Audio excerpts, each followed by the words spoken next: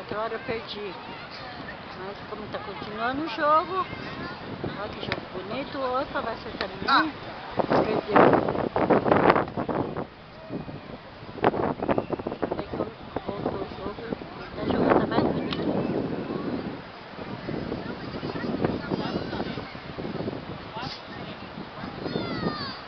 Tadinha a bola, eu não tô enxergando.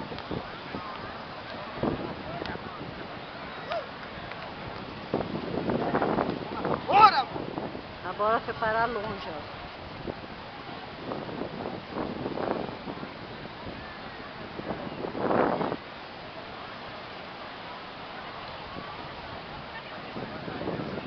Lá vem de lá.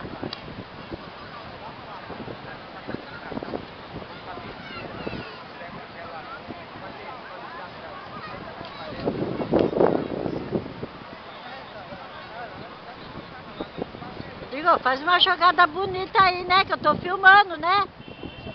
Vou pôr no YouTube. Vou mandar pra Karina em São Paulo. Vai, faz um gol aí.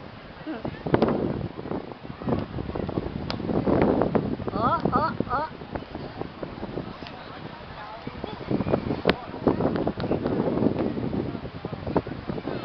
Vai trocar de lado, tá vendo? Eles fazem uns pontinhos e depois troca de lado. Aí agora vai pro lado de cá. Quem não conhece, isso aqui chama futevôlei. Futevôlei não pode usar a mão. Futevôlei não pode usar o que? A mão? Vamos ver. Ó, só o peito, cabeça, pé pode. É pé, é só pé, cabeça e peito. Mão, se for a mão, cai fora. Sou juíza.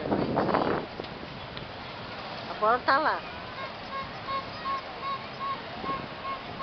Não tá a pilha acabando, não. Ó. Só mais um pouquinho.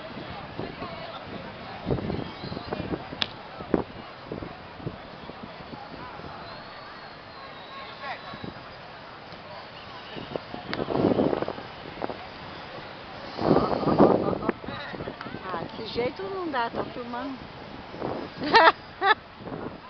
Acabou? Acabou.